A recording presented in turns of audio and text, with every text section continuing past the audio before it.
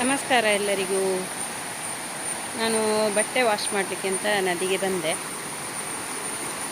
ಈಗ ಆಯಿತು, ಬಟ್ಟೆ ಎಲ್ಲ ವಾಶ್ ಮಾಡಿ ಆಯಿತು, ಮನೆಗೆ ಹೋಗ್ತಾ ಇದ್ದೀನಿ. ಇದೊಂದು ಕೋತಿ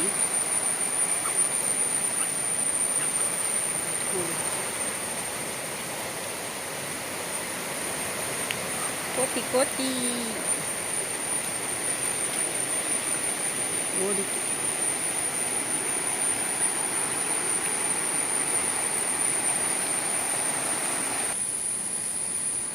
ಇದು ನೋಡಿ ನಮ್ಮ ದೈವದ ಕಟ್ಟೆ. ಇದಕ್ಕೆ ಅಗೇಲು ಎಲ್ಲ ಮಾಡ್ತೇವೆ, ಆವಾಗ ನಾನು ತೋರಿಸಲ್ಲ, ಬೈತಾರೆ ನಮಗೆ ಮನೆಯಲ್ಲಿ. ಈಗೆಲ್ಲ ಮೊಬೈಲಲ್ಲಿ ವಿಡಿಯೋ ಮಾಡಿ ಎಲ್ಲ ಹಾಕೋದಂತ ಬೈತಾರೆ ನನಗೆ. ಹಿಂದೆಲ್ಲ ಇತ್ತ, ಮೊಬೈಲೆಲ್ಲ ಇತ್ತ, ಹಾಗೆಲ್ಲ ಕೇಳ್ತಾರೆ.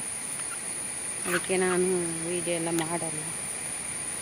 ಇನ್ನು ಸ್ಕೂಲಿಗೆ ಹೋಗೋದು.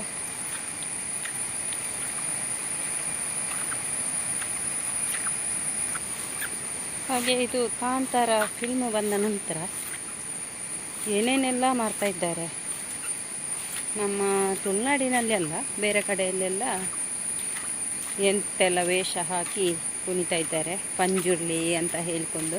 ಇದೆಲ್ಲ ತಪ್ಪು ಮಾಡೋದು. ಅವರು ಫಿಲ್ಮ್ ಮಾಡಿದ್ದಾರೆ ಹೌದು, ನಮ್ಮ ತುಳುನಾಡಿನ ಸಂಸ್ಕೃತಿಯನ್ನು ಅವರು ಫಿಲ್ಮಲ್ಲಿ ತೋರಿಸಿದ್ದಾರೆ. ಇಲ್ಲೊಂದು ದೈವದ ಕಟ್ಟೆ ಇದೆ, ಇದು ನಮ್ಮದಲ್ಲ, ನಮ್ಮ ಪಕ್ಕದ ಮನೆಯವರದ್ದು.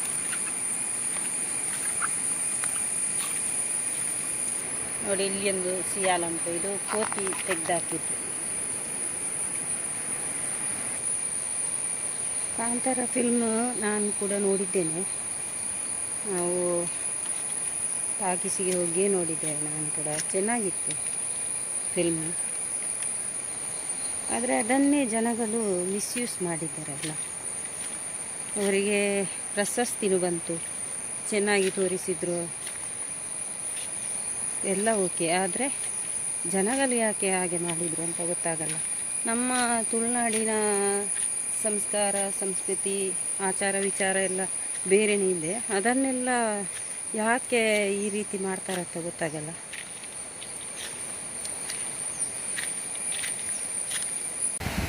ಹಾಗೆ ದೇವಸ್ಥಾನದಲ್ಲೂ ಕೂಡ ಅಷ್ಟೇ. ಈಗ ನಾವೆಲ್ಲ ದೇವಸ್ಥಾನಕ್ಕೆ ಹೋಗ್ತೇವೆ, ಅಲ್ಲಿ ನಾವು ದೇವರನ್ನು ಭಕ್ತಿಯಿಂದ ನೋಡುವುದಕ್ಕಿಂತ ಜಾಸ್ತಿ ನಾವು ವಿಡಿಯೋ ಮಾಡೋದೇ ಜಾಸ್ತಿ ಅಲ್ವಾ. ಇದೀಗ ನಾನು ಸ್ಕೂಲಿನಿಂದ ಮನೆಗೆ ಹೋಗ್ತಾ ಇದ್ದೇನೆ.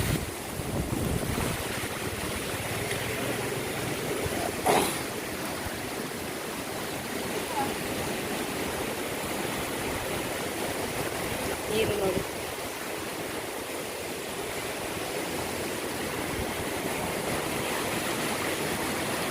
ದೇವಸ್ಥಾನ ಅಂದರೆ ಈಗ ನಾವು ಕಟೀಲು ದೇವಸ್ಥಾನಕ್ಕೆಲ್ಲ ಹೋಗ್ತೇವಲ್ಲ, ಅಲ್ಲಿ ಬೋರ್ಡ್ ಹಾಕಿರ್ತಾರೆ, ಒಳಗೆ ಬರುವಾಗ ಮೊಬೈಲನ್ನು ಸ್ವಿಚ್ ಆಫ್ ಮಾಡಿ ಅಂತ ಹಾಕಿರ್ತಾರೆ.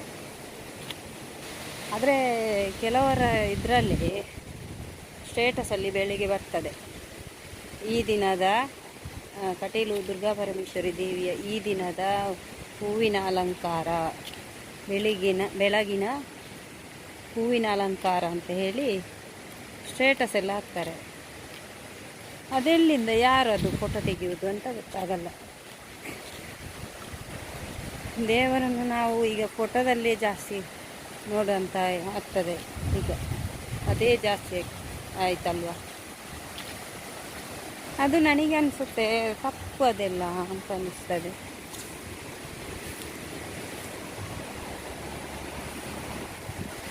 ಮತ್ತು ದೈವದ ಕೋಲ ಅದೇ ಚಪ್ಪಲಿ ಹಾಕಿಲ್ಲ ನರ್ತನ ಮಾಡೋದು, ವೇಷ ಹಾಕಿ.